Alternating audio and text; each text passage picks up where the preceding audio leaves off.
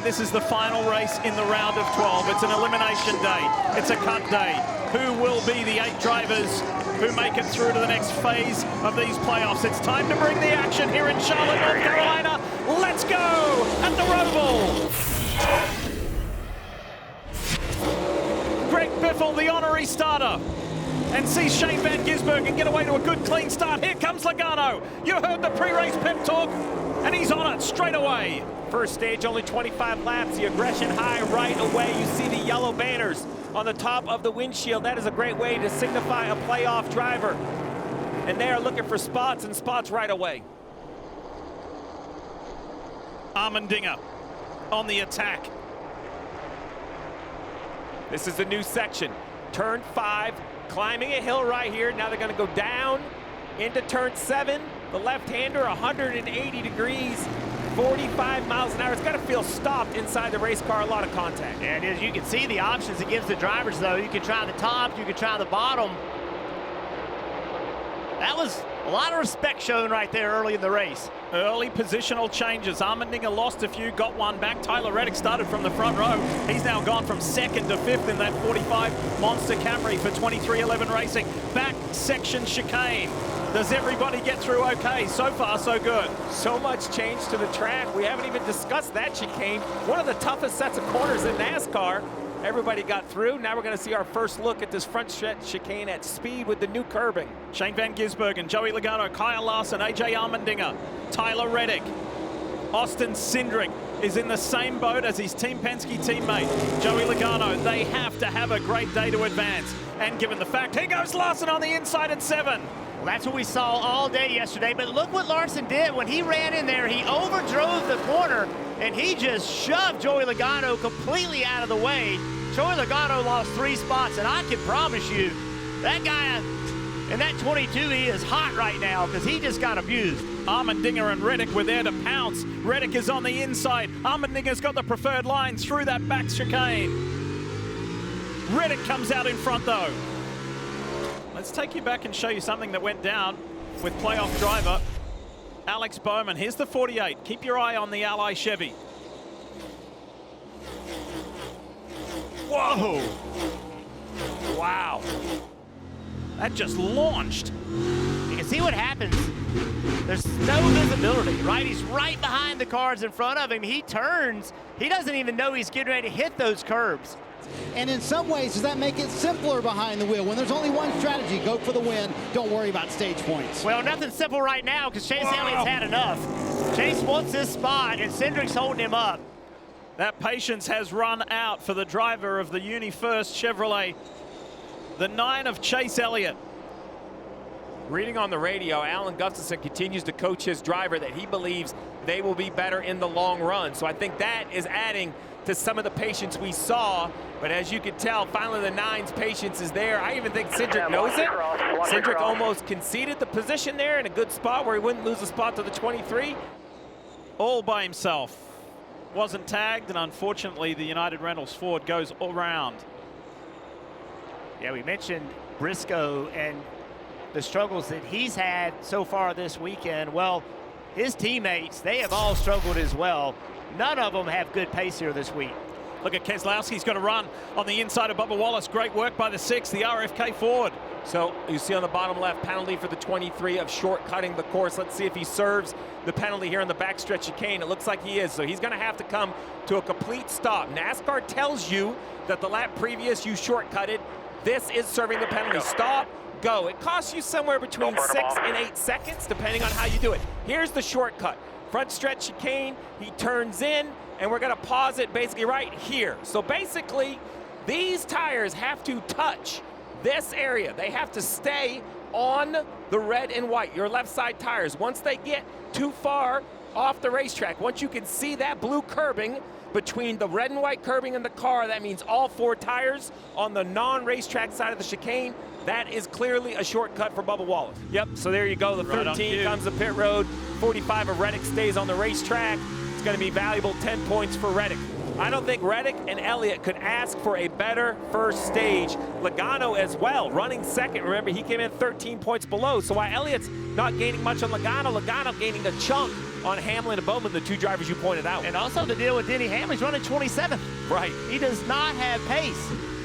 It's the end of stage 1. And Tyler Reddick and 2311 Racing have needed this big time. Big points in the bank. Goes to Tyler Reddick to complete stage 1. Joey Logano follows him across the line in second. 5 playoff drivers in the top 10. Watch that Celsius number 16. He's on the outside of SVG. It's going to give Armendinger the inside run for the next switchback. Is he close enough to the Kiwi? Not quite.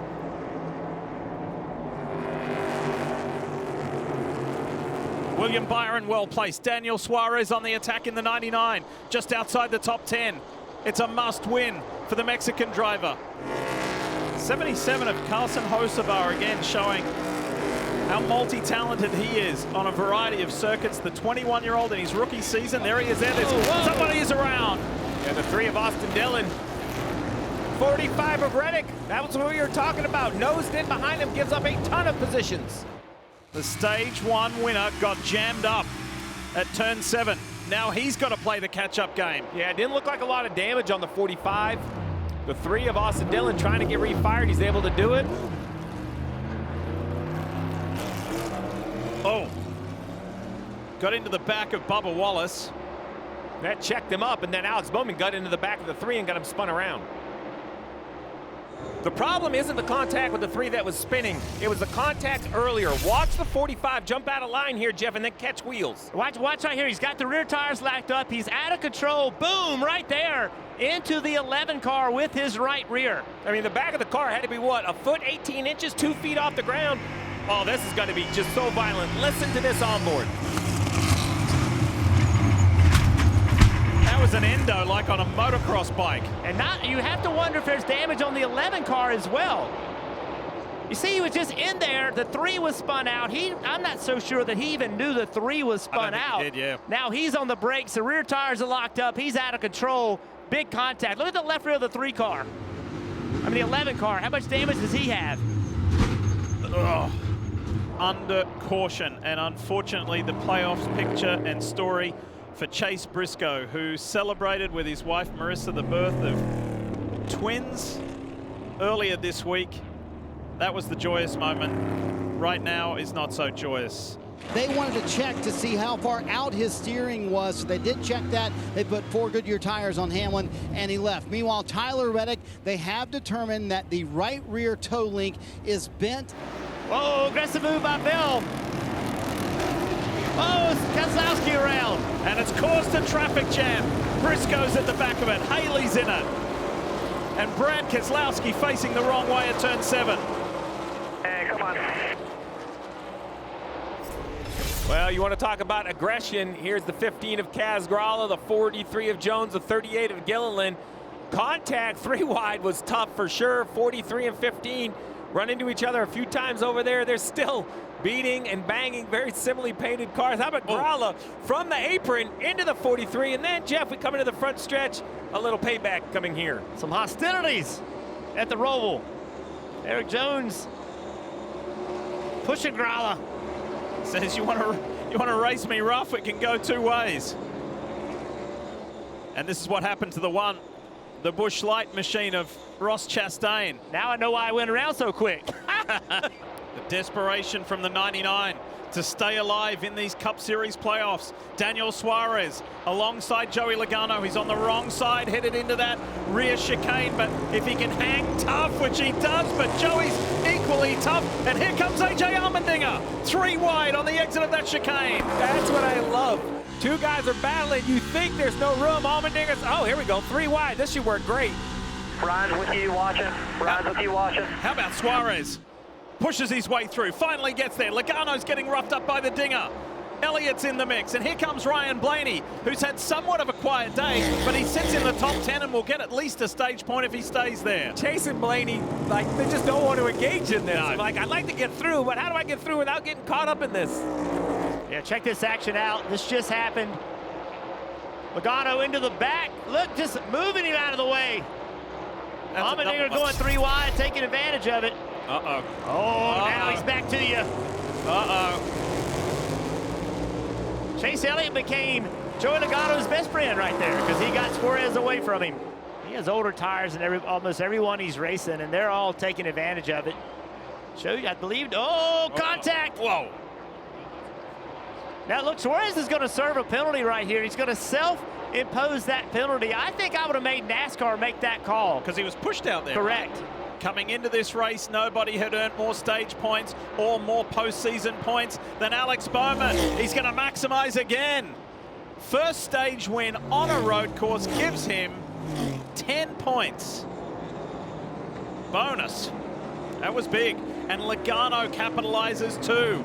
And Daniel Suarez on pit road, he has brake issues, he thinks. And remember, he got damage in kind of that jump he made off the curbing. The crew telling them, we think that is what is causing your brake issues. So right now, under the hood. Tyler, I know the car is damaged from that big bounce he had in turn 7, but it's all right here. Here we go. Here we go. Is there a chance for a move here? Traffic up ahead. Ryan Blaney is the car that's going to make life difficult. And the two who are fighting over that 8th and final transfer position. They weave through Chris Buescher, and Shane Van Gisbergen's around. Gets going again. So too does Buescher. Let's go back and see what happened.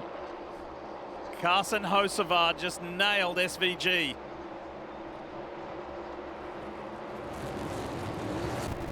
So 3 drivers are confirmed already. 5 other positions will be determined over these next 43 laps. This is for the lead of the race. It's a great battle right here. Kyle Larson, 2 of the best road racers in NASCAR going at it. Kyle Larson, certainly one of the favorites to win this championship. Watch this move right here into 7. What's he going to do? He's going to hang a left. Oh, he's loose. AJ's going to try to cross him over. He blocks him. That was a great move. That was maximizing every bit of speed. He was sideways loose and then had the wisdom and the experience of the day to just hang a left and block the bottom and not let AJ cross him over. That Hendrick Chevrolet was kind of skipping and 4-wheel drifting in there under brakes. Lee, I think everyone was making a terrific point a little bit earlier. Denny Hamlin has absolutely found another level here in Stage 3 with a car that Chris Gabehart firmly believes is not 100% after contact in, guess where? Turn 7 earlier in the race. But Hamlin did a masterful job staying in the top 10 during that run. Didn't have many complaints about the handling of the car either for fresh Goodyear tires here. 34 laps to go. Hamlin with what should be the final stop of the day, but again, waiting on fuel there. Does he cross the limit of the grip that that car has to give him? But he can't just ride around here. He's got to go force the action. So you mentioned cross the limit of the grip. That's the task at hand for Blaney, Bowman, Elliott, and Hamlin. Because we talk about Logano and Reddick as it's the only points battle because it's kind of heads up. But there are enough cars in the lead lap. Jeff, you continue to point that out. Here at the Roval, so many cars in the lead lap, still nearly 30. So Blaney, Bowman, Elliott, Hamlin. One issue, one flat tire or a wheel falling off like this would doom a playoff car. This is going to bring a yellow out. Trying to see whose wheel we think it Austin is. Dillon. Oh, boy. He just came off pit road, still had a sticker on the tire. Here comes his teammate, William Byron, around the outside of Christopher Bell. They touch through that very narrow and undulating canyon there on this Roval track at Charlotte. Austin Cindric comes out of that fight in 4th place. Must-win situation. He hasn't quite had the pace to win this race. But now that he's in this position, can he find it? And this is what's so difficult for Reddick, trying to work himself up through this field. He has to be aggressive, but he also can't be too aggressive and get himself into trouble. But where are you going to go right here? They're side by side in front of him. Oh, look at this. Chase Elliott, just a little nudge there on Joey Logano. 2 of the playoff drivers, one in a more precarious position than the other. The 22 does not want to lose positions, but he has. Only picks up the intensity. Tyler Reddick, I'll bet you $100 he's going to hang a left right here. I mean, it's been all day. Tyler's been pushing this issue. And the 45 team for 23-11, Jeff did a heck of a job to get that repaired. Yeah, Tyler Reddick's done a great job of gaining these. Oh, he's spinning out. Oh, he spun a 31 out. He was so loose. Tyler Reddick, the back of the car around, and he gets into Hemrick and spins Hemrick out. Fruit basket to Hemrick, because he's what saved the 45 from going around. Watch the 45 car, watch the back. Right there. He's got the rear tires locked up, super loose. Jeff, I can tell you, I was watching Michael Jordan when all that went down. He literally stood up on the pit box when that moment happened with Tyler Reddick. And yes, credit to the team, Lee. 8 different pit stops working on this 45 car. They've finally gotten it in a manageable range. AJ Allmendinger is 11 laps to the good on tires in comparison to Logano. There is a pass looming here. Where and when? It's usually 7. Here comes Allmendinger. And Logano knew it was coming. How hard's he going to fight it? The dinger on the inside. They accelerate. It's a drag race out of turn 7. Logano stays ahead. And for young drivers or young athletes watching this, when your parents or your coaches or your mentors tell you, don't ever give up. Don't give up until that checkered flag falls. This is what it's all about. These guys are fighting as hard as they can to make it to the round of 8, and Allmendinger on the inside of Logano again. He's got him this time. Logano's going to drag race him down the straight, but see right there, the 16, he side drafts the 22, slows him down. Now Logano has no choice but to give up the spot. Chevrolet versus Ford, Kaulig versus Team Penske. Allmendinger's there, and the playoff points are at 0-0. The points fluctuations are going in your favor. Reddick is now in the round of 8 by 2 points, but there's still 9 laps left in this race. What a drive.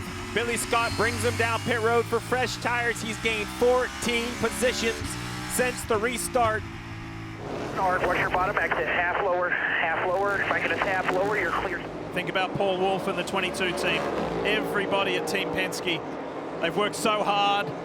Last week didn't do them any favors. That's the point. They've really done nearly everything they could do. Obviously, there's still room for improvement. He's running in the 7th position, but 17 points scored in the stages, right? Running inside the top 10. He's led 60 laps. Nobody has led that much here at the Roval.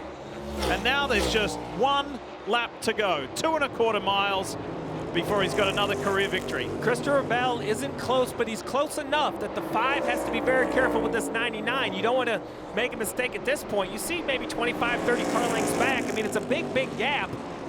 But at a track like this, we have seen some big mistakes. I don't expect that out of the 5, but he has to figure out what he wants to do with this 99. And for Daniel Suarez, his playoffs run ends here in just a lap time.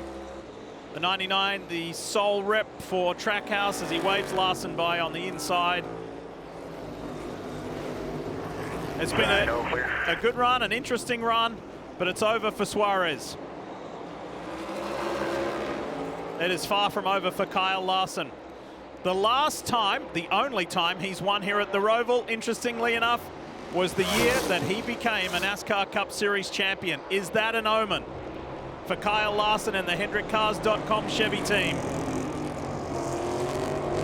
Everybody here at the track has been raving about the weather this week. It has been just beautiful. And on a sunny fall afternoon, this California kid has just been dominant.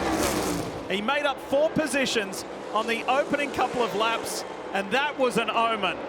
But for the second time in his career, Kyle Larson wins at the Roval. Christopher Bell follows him through into the round of 8. And look at that bottom box on the left. Tyler Reddick. Say whatever you want about him. Gritty, determined, tough. He's a fighter. His team at 2311 are fighters, and they did not give up. They had an extra challenge ahead of them today, and they answered that call to fight and drive their way through into the round of 8. Billy Scott being congratulated by Michael Jordan and everybody else. What a day that was for the 45 team. Comes here in the Roval and wins in dominant fashion. Hendrick Motorsports is about 3 blocks behind this racetrack, so this is a hometown win for sure.